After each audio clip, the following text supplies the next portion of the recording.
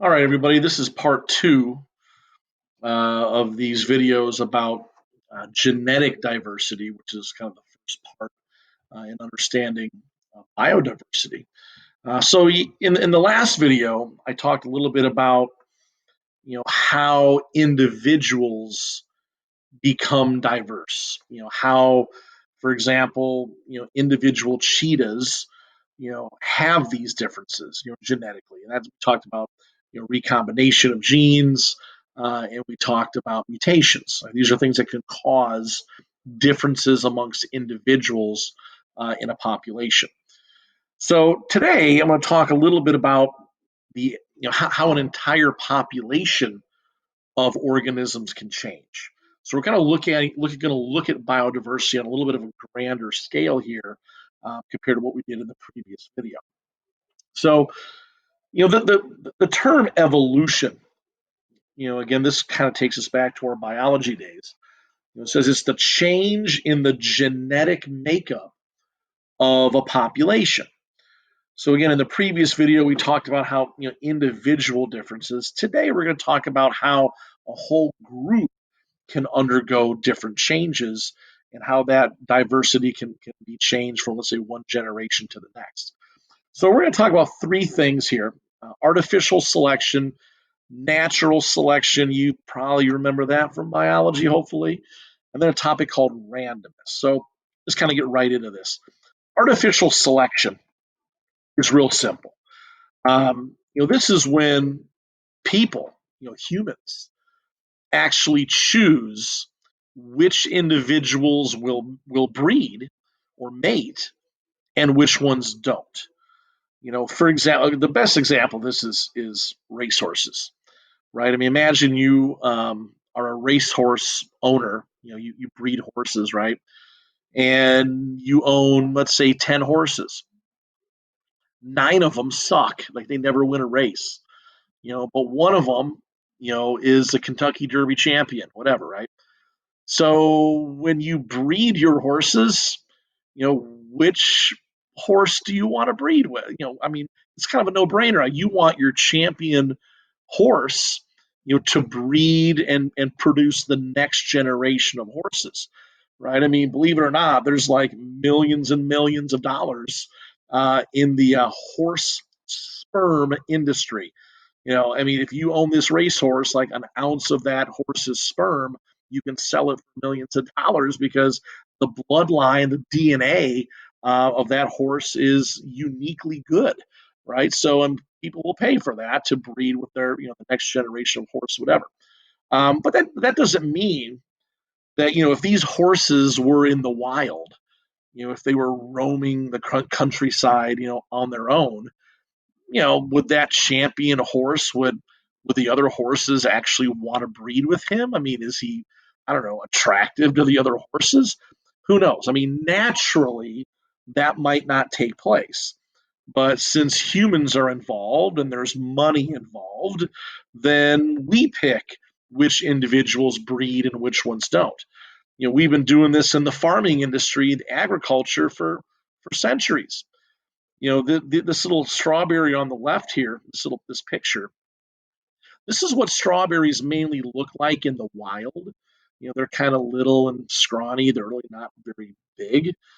But when we go buy them in the grocery store, they look like huge, right? They're like these big, plump strawberries. This is through artificial selection. We've been breeding plants on purpose, that have certain traits that will produce these big strawberries because that's what people want to buy. Who wants to go into a grocery store and pick, eat a bunch of these strawberries, right? No, you want to buy these things on the right. Dogs. We've been breeding dogs for years. A buddy of mine, he lives out in Colorado and he breeds dogs, like champion dog. I can't remember what species or what type of dog he has, but anyway, these, they're very picky about certain traits of these dogs and if they're worthy enough to breed with other dogs. And there's a lot of money involved in that. But again, it's humans who are selecting. This isn't a natural process. I mean, like this dog right here in the background, this guy here, it's like I think he's a boxer or whatever. I mean, if you are a boxer breeder, then you want your dog to breed with other boxers. But I mean, this dog, I mean, he probably would have sex with a whole bunch of these dogs if he could, right? I mean, he's a dog. I don't think he really cares necessarily that he's breeding with the same dog type that he is. I mean, he could very well mate with a Doberman or a German Shepherd or a Rottweiler or whatever, right? I mean, they could easily do that. But again, humans are involved, so is artificial. Now, natural selection is exactly what it says it is. It's natural. You guys supposedly learned a little bit of this in biology class your freshman year. I'm just going to kind of give you the highlights of natural selection. This is Charles Darwin's big idea, right? Some of the main concepts of natural selection. Parents produce enough offspring to survive. I mean, think about fish, right? Do fish lay one egg? No, they're going to probably lay 100 eggs because 99 of them are probably going to get eaten by predators. But if one of them survives, then they've done their job, right? Number two, there's genetic variety amongst the offspring. So think about those fish. Let's say there's 100 eggs that hatch or 100 eggs that are laid. I don't know, maybe let's say 50 of them hatch. A bunch of them still get eaten. But I mean, all those individual fish, those little guppies, they are genetically different. Right? Some might be faster, some might be slower. Again, that's all through the process of recombination and sexual reproduction. Number three, some individuals have better genetic traits than others. Unfortunately, that's the truth. Right? These traits give them an advantage to survival and to reproduce. I mean, think about rabbits, right? Let's say you've got some rabbits who are they're very well camouflaged. They have good hearing. They got those big ears. They can hop really fast. They can get away from predators. Then you got the one bunny rabbit. He's born blind and crippled. Well, unfortunately, some bunny rabbits are born blind and crippled.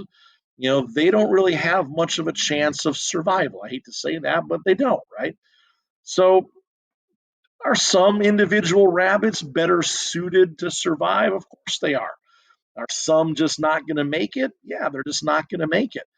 But that's a good thing for the species because, as far as rabbits are concerned, I mean, if all the blind, crippled bunny rabbits were breeding, the next generation of rabbits probably wouldn't be very good.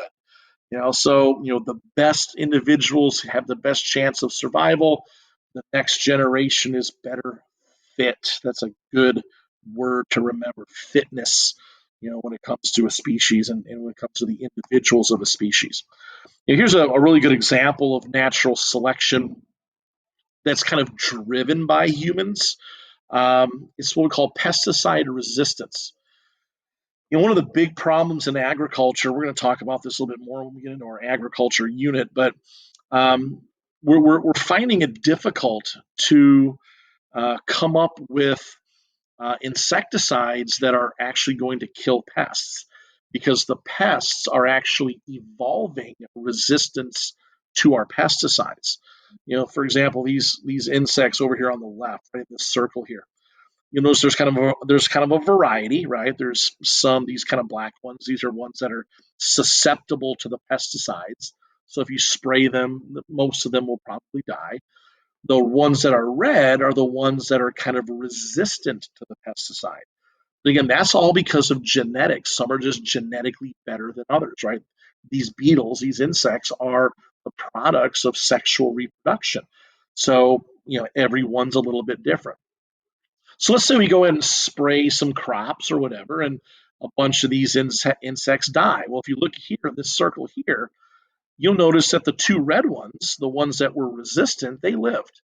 A whole bunch of the black ones died because, well, they're susceptible. So a bunch of the black ones are going to die. A few of them live, but whatever. So then they're going to breed, and then we're going to produce the next generation. Well, here's the next generation. Okay, you've got a little mix here. You've got some red ones and you've got some black ones. Again, the red ones are a little bit more resistant to the pesticide.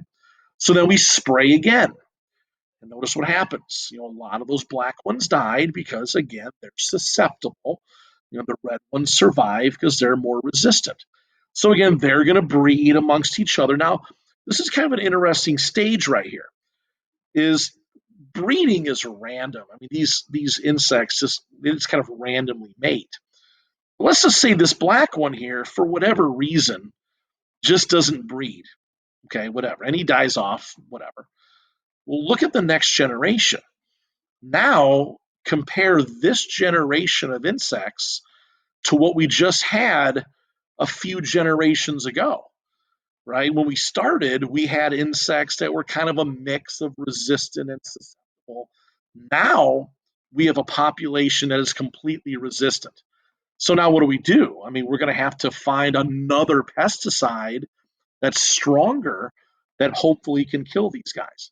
So this keeps happening, and we keep developing pesticides, but then the insects keep developing resistance. And then we develop a pesticide, and they develop a resistance.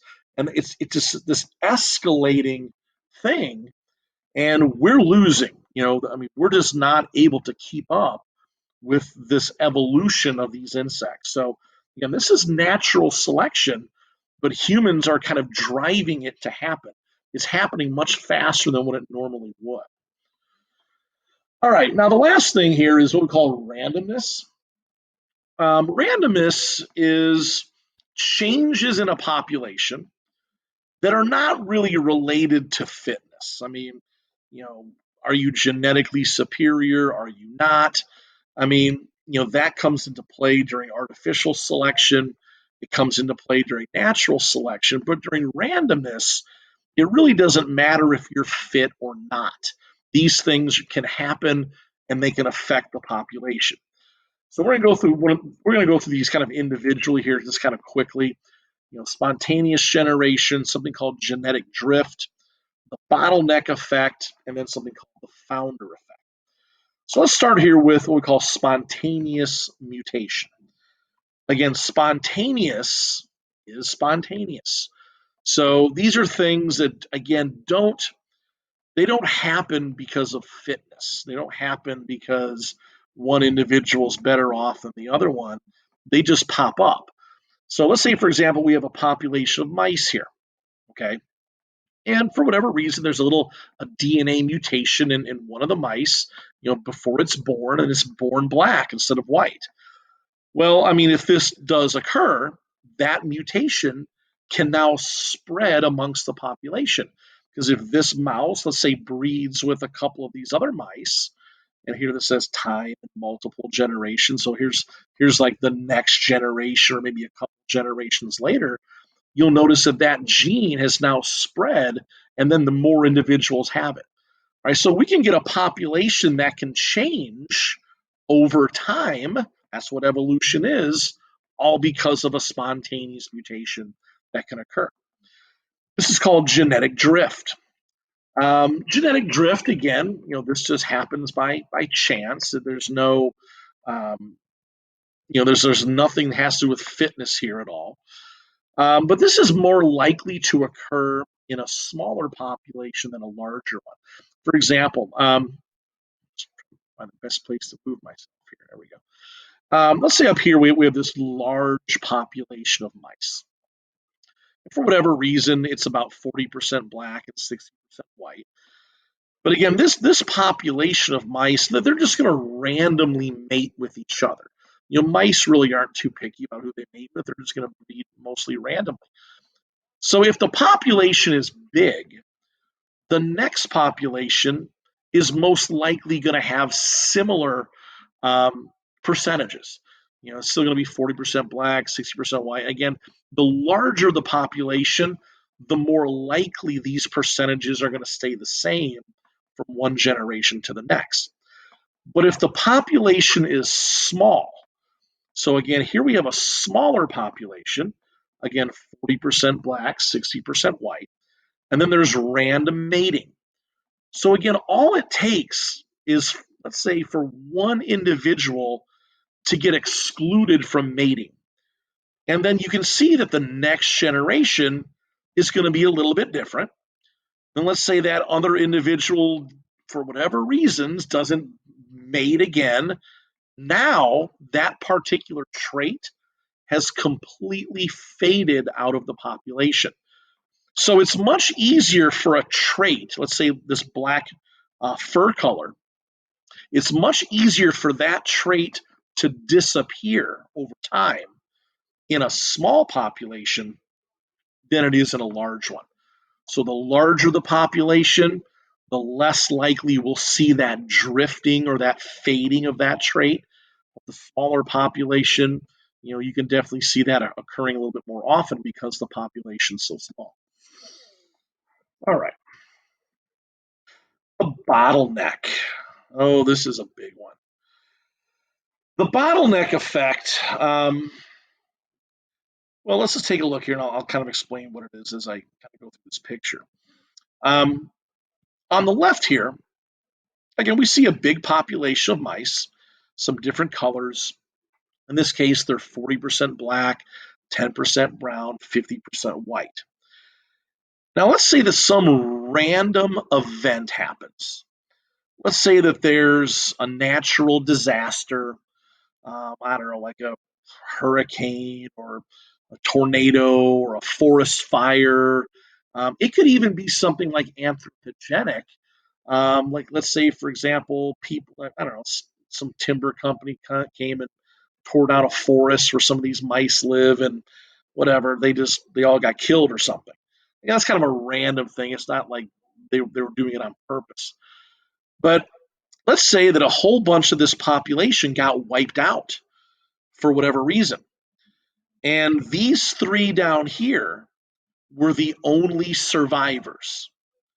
So we call that a bottleneck. So where a bunch of the population just dies off. So this is what you have left. Now notice that these percentages are much different from these percentages because all these other ones died. So now these individuals are the ones that will breed with each other and they'll produce the next generation. Okay, which again you can see, these percentages are different from what we started with. So again, what you're seeing here is a change over time in what the population's genes look like. All right, bottleneck effect is it kind of happens more than what you think. Here's a really good example. Cheetahs. We talked about cheetahs yesterday in the previous video a little bit, but um, cheetah populations are becoming really, really small. In fact, any organism that's endangered has really small population numbers. Cheetahs actually hit a bottleneck a couple different times. The first time it happened was back like during like the ice age, like 10,000 years ago. A whole bunch of cheetahs just died off, and their numbers just dwindled to like barely nothing, right? So did a lot of other organisms too. But more recently, their numbers are dwindling because of poaching, right? So there's just not a lot of cheetahs left. So I'm going to go back here. So let's say instead of mice, let's say these are cheetahs. So let's say this is a population of cheetahs here. And let's say all of these individuals get poached, for their fur or whatever. You only got a couple cheetahs left. Well, let's say that those cheetahs that are left, let's say that they're brothers and sisters and cousins, right? So think about what that's going to cause. That's going to cause something called inbreeding. So when they inbreed, because there's no other individuals to mate with, that's a problem because then you get genetic problems with the offspring. Some of the offspring might end up being sterile, so they can't have babies. It says down here, it says zoo populations and other captive cheetahs must be managed carefully to avoid inbreeding. So they'll bring them into zoos, for example, and if they want to mate them, they have to make sure what they'll do is they'll run like a blood test on them to see if their DNAs are close or they're not close. They want their DNA to be as far apart as possible because that means that they're most likely not related to each other. But we're seeing this problem because the bottleneck is actually forcing inbreeding. So that's a real problem with endangered species. The last one here is called the founder effect. Now, the founder effect, this one's a little bit similar oops, I'm sorry. This one's a little bit similar to something I talked about yesterday. Um, what happens here is, let's say we have, this is called the mainland, right? So we have a bunch of our mice living on the mainland. And for whatever reason, let's just say a group of them leaves for whatever reason. This is probably a little bit more common in birds than it would be mice. Let's say these four mice, for whatever reason, go and populate an island, or they go populate another area. So if you think about it, I mean, these mice, by leaving, are going to lower diversity of this area because they're leaving. They're no longer there. And these mice that are on this new island, their diversity is less compared to where they came from. So the one thing about the founder effect that I want you to understand is that it results in both populations actually becoming less diverse. This happens a lot when we capture organisms in the wild and put them in zoos. For example, we'll go and, I don't know, round up a bunch of chimpanzees in the wild, take them out of their habitat, put them in zoos, where their diversity is much less, and we're also lowering the diversity of that natural habitat that they were in. So that's called the founder effect. Anyway, all right. Last couple things here. How do new species evolve? We've talked about how a species can change, but can it actually change into a new species? This term here is called speciation. It's the formation of a new species. Now, there's two ways that this can happen, and they're kind of big vocab words here, so you kind of have to study this. The first one is called allopatric speciation. I'm going to explain this one first, then I'll come back to the second one. It's called sympatric. But allopatric speciation is kind of like the founder effect. Think of it this way. Here we have, this is the Grand Canyon here. Okay, there's two different species of squirrel that live on either side of this canyon. This one's called the kaibab squirrel. It kind of lives on one side. The Abert squirrel, it kind of lives on the other side. But what separates these two is a river. Right? There's a river that goes right through the middle of the Grand Canyon, right? The Colorado River. And that geographic split is what separates these two species from actually breeding together. The theory behind this is that at one time this river didn't exist, or it was much smaller or whatever, and these two squirrels could actually get to each other and breed. So at one time, these two squirrels were the same species, but since they've been separated for so long, the Abert squirrels are kind of doing their thing over here, and they're breeding together, and there's mutations happening, whatever.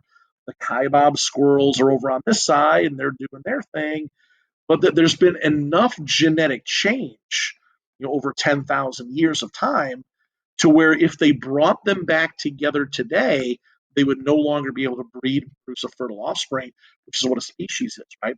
So allopatric speciation, geography can split a species and force it to become two different species, but it takes a long time for that to actually happen. Now, the other type is what we call sympatric. Sympatric is more of a behavioral split. A really good example of this is an insect called the hawthorn fly. The hawthorn fly likes to lay its eggs in a tree called a hawthorn tree. Hawthorn trees have these like little berries like this, and the flies will lay their eggs in them and use them as a food source and whatever. And they've been doing this for centuries. In the 1800s, North Americans brought apple trees or Europeans brought apple trees to North America. And if you know anything about apple trees, which I'm not guessing you do, in a lot of places where you'll find apple trees, you'll also find hawthorn trees. So what happened was when all these apple trees were planted, The hawthorn tree now had another option. They could either lay their eggs in apple trees or they can continue laying their eggs in hawthorn trees. So literally there was a behavioral split. Half the flies stayed with the hawthorn. The other half said, well, we're going to lay our eggs in the apple trees. And this behavior has continued and continued for decades. Now, today, there are two separate species of fly. One's called the hawthorn fly, and the other one's like, I can't remember what the name of it is, but they're completely different species, all because of behavior. They no longer interbreed with each other, all because they choose to distance themselves because of where they actually lay their eggs. It's kind of an interesting thing, but it's a behavior that splits them. Last one here. This is the eastern and western meadowlarks. These are two birds that live mainly in the midwestern part of the U.S. But there's a range. They like some can like live more towards the east, some can live more towards the west. But there's a lot of crossing of these birds. The female of the species is kind of the individual who's driving this evolution. What's happening is there's two different songs that the bird that the males sing. The eastern meadowlark male will sing a song to attract a female. The western meadowlark will sing a different version of the song. So the female has to decide which one she's more attracted to. So the females that choose the eastern, they're breeding amongst each other. The females that choose the western, they're breeding amongst each other. Right now, these two are the same species, but the idea is, in maybe a few decades or a few centuries, if this continues, these two birds will completely split and separate species, all due to a behavior. So we call that again sympatric. All right, guys, I know that was a lot for today in this video, but make sure you're familiar with some of the terminology. If you have any questions, feel free to email me or to ask me. Have a good night or day.